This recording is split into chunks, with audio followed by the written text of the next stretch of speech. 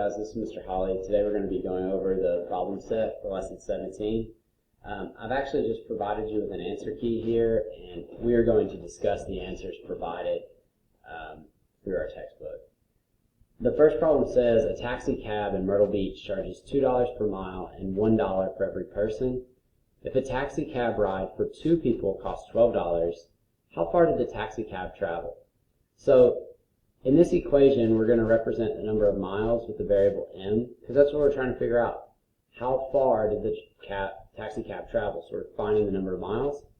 And because the number of people is 2 and it's $1 per person, it's going to be $2. So here I see my equation of $2 per mile plus the $2 one-time fee for the 2 people is equal to 12. And if we kind of go through and try to isolate m, the number of miles, we could subtract 2, the cost for the 2 people, and then divide by 2 to see what the cost or see what the number of miles is, and you get 5 miles.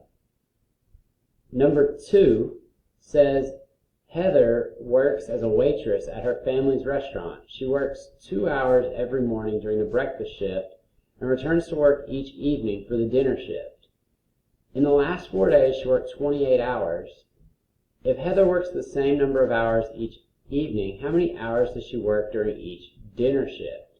So we are using the letter E, and that represents evening hours, because our question is, how much does she work during each dinner shift?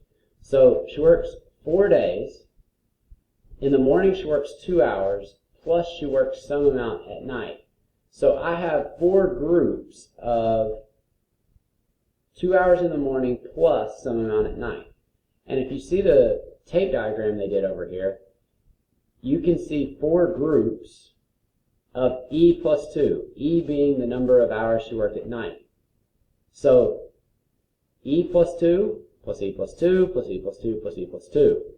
That equals 28. Now there's 2 ways we can think about this. You could do distribution, and you could end up with 4E plus 8 equals 28, and then solve. Or we could just divide by 4 and see how many hours does she work in an individual day. That's the way I would like to think about it.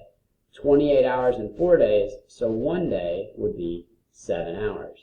And if 1 day is 7 hours and she works some number plus 2, so you get 7 hours, that would be 5 hours. So I really like this picture, and if I was doing this, I would divide by 4, and then I would look at it as E plus 2 equals 7. The other way to think about it is like I said over here, you could distribute.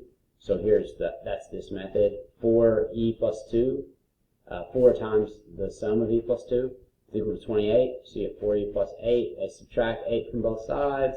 They divide by 4, and you get that E is equal to 5. Okay, let's go to the next one. On number 3, Jillian exercises 5 times a week. She runs 3 miles in the morning and bikes in the evening.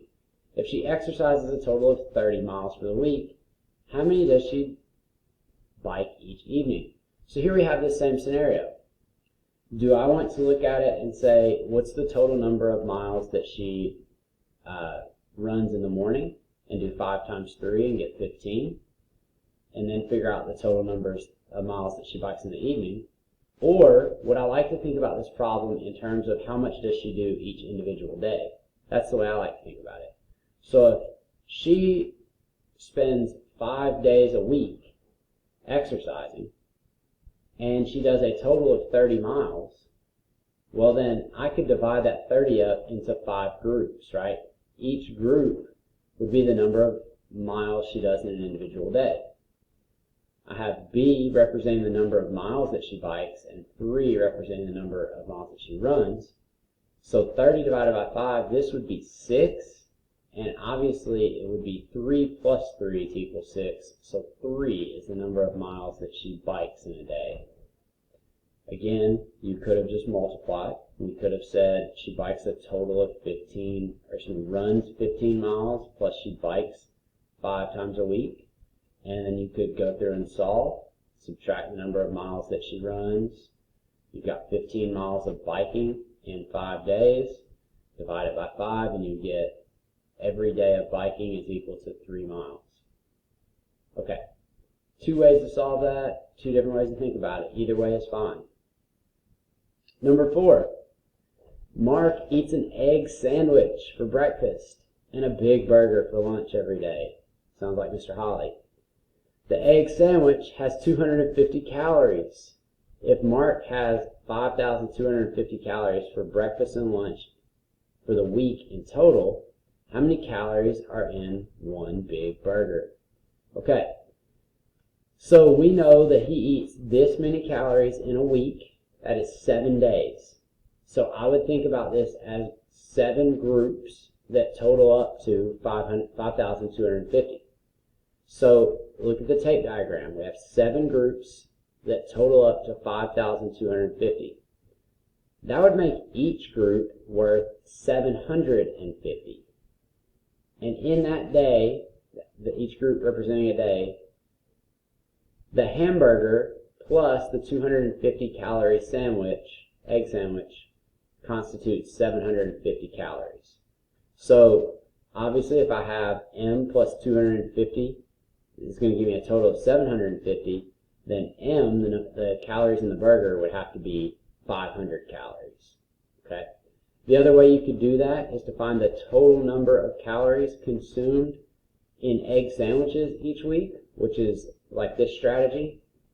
He consumes 1,750 calories in egg sandwiches, and he eats 7 burgers, and that's going to equal his total number of calories. And then here they're subtracting the calories from the egg sandwiches, and you figure out that 7 burgers is 3,500 calories, divided by 7, and each burger is 500 calories. 2 different thought processes, 2 different ways to look at it. Here's your tape diagram, here's your equations. Whichever way is really making sense to you is the best. That's fine. This is just some straight arithmetic here, and potentially that's the way you thought about it. Okay. Number 5. Jackie won tickets playing the bowling game at the local arcade. The first time she won tickets, she won 60 tickets. The second time she won a bonus, which was 4 times the number of tickets of the original second prize. Altogether, she won 200 tickets. How many tickets was the original second prize? So this question actually kind of made me think for a minute because I wasn't really sure about the wording. So I think we need to make sure we understand what it's asking. When it says on her second turn she won 4 times the number of tickets of the original second prize, that doesn't mean that she won the second prize and 4 times the second prize. It means in all she won 4 times the second prize. So we would call that like 4P, like 4 times the second prize is what she got on her second turn. So on her first turn she got 60, plus she got 4 times the second prize. So what was the original second prize if the total was 200? Well, we can think about this as 4 second prizes plus the original 60 she had. The 4 second prizes added together would have to be the difference of 260, which is 140. And then if there are 140 tickets here, we would have to think how much was each of these worth if what was the value of each of these second prizes, or the original second prize, if she got 4 times the second prize, and it was a total of 140. So 140 divided by 4, each of these would have to be worth 35 tickets. You could also solve it very simply with an equation. 4P, or 4 times second prize, plus 60 equals 200. Subtract the first prize, and you're left with 4P equals 140, divided by 4, and this 1P, or 1 times the second prize, is 35 tickets. This was just a survey lesson trying to preview some of the material you guys are going to be doing with equations coming up. So don't feel overwhelmed by it. We're just trying to show you a lot of different strategies and a lot of different things that we'll really hone in on and support you with over the next few weeks. So thank you.